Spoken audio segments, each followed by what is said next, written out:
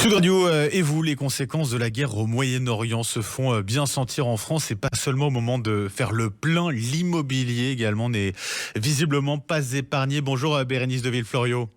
Bonjour Benjamin. Rédactrice en chef de Radio Imo, merci d'être avec nous ce matin sur Sud Radio. Alors le premier indicateur à surveiller dans ce genre de situation, ce sont bien évidemment les taux d'intérêt. Est-ce qu'ils ont augmenté en France depuis le début de la guerre au Moyen-Orient ? Eh bien oui, en à peine un mois, les taux, alors on va parler déjà du taux auquel l'État français emprunte sur les marchés, qu'on appelle l'OAT 10 ans. Il a bondi de façon spectaculaire, il n'avait pas atteint ces niveaux depuis 17 ans. Et pourquoi on le regarde de près ? Parce que les banques le regardent de très près pour fixer leurs propres conditions de prêt. Résultat, certaines banques ont déjà remonté leur taux de crédit immobilier pour le mois d'avril. Selon le réseau des courtiers Vous Financez, on est autour de 3,25 sur 15 ans, 3,45 sur 20 ans et 3,65 sur 25 ans. Alors, pour l'instant, la hausse reste limitée, pas de panique. C'est une hausse de l'ordre de 0,10 à 0,30 points. Et 0,30 points, c'est une seule banque nationale qui a augmenté, qui a fait qui a percuté cette augmentation.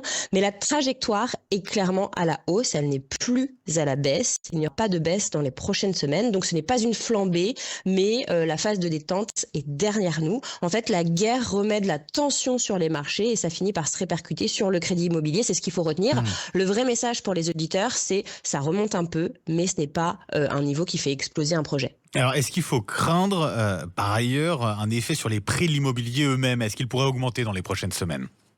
Non. Alors ça, c'est pas le scénario le plus probable. Quand le contexte international se tend, comme c'est le cas là, l'effet immédiat en immobilier, c'est pas une envolée des prix, c'est plutôt de la prudence, plus d'hésitation et davantage de négociation. Aujourd'hui, les professionnels, ils décrivent des prix globalement stables, des prix d'appartements et de maisons globalement stables, parfois légèrement en baisse même, selon les réseaux et selon les territoires. Donc non, la guerre au Proche-Orient ne va pas faire bondir du jour au lendemain le prix des biens immobiliers.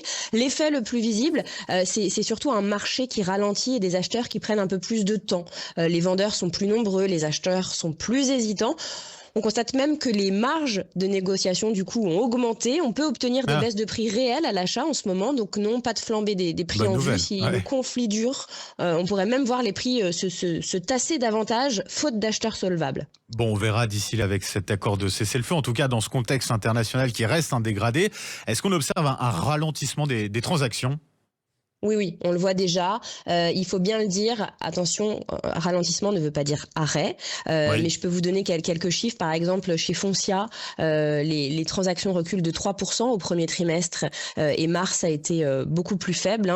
Du côté du réseau L'Adresse, près de 2 agences sur 3 disent que le conflit a pesé sur leur activité avec moins de contrats, des visites annulées là durant le mois de mars, des projets reportés et des décisions d'achat plus lentes à cause du conflit. Donc on est sur un marché attentiste. Les Français attendent. Les gens n'abandonnent pas forcément leur projet, mais on va dire qu'ils appuient sur pause ou ils négocient davantage. Alors, question très pratique, justement. Si j'ai pour projet d'acheter un bien immobilier, est-ce qu'il est préférable pour moi aujourd'hui d'attendre ?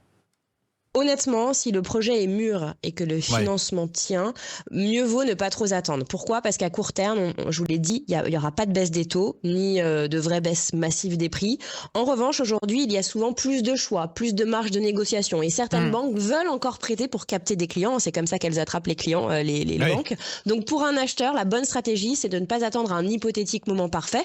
C'est plutôt de sécuriser son financement maintenant, mettre les banques en concurrence. Faut pas hésiter parce qu'il y a de fortes disparités en fonction des banques au niveau des taux et profiter d'un marché où il y a encore du levier pour négocier. Et n'ayez pas peur, je vous ai parlé d'une hausse des taux, mais elle est légère. Pour vous donner un exemple concret de ce que ça donne, sur un bien de 200 000 euros, si vous empruntez 200 000 euros, on va dire 0,10% de plus sur votre taux, c'est une dizaine d'euros par mois en plus pour vous. Donc vous voyez, ça va pas venir faire exploser votre budget. Donc en résumé, la guerre au Moyen-Orient ne fait pas exploser l'immobilier français, mais elle remet de l'incertitude dans la machine, un peu plus de tension sur le crédit, un peu plus d'attentisme sur le marché et donc une fenêtre qu'il vaut peut-être mieux ne pas laisser passer quand on a un projet solide. Merci pour le conseil et pour toutes ces précisions. C'était très clair, Bérénice de Villefloriot. Je rappelle que vous êtes rédactrice en chef de Radio Imo et puis on vous retrouve bien évidemment tous les samedis midi sur Sud Radio dans Parlons Imo avec Sylvain Lévy-Valency. Bonne journée, Bérénice.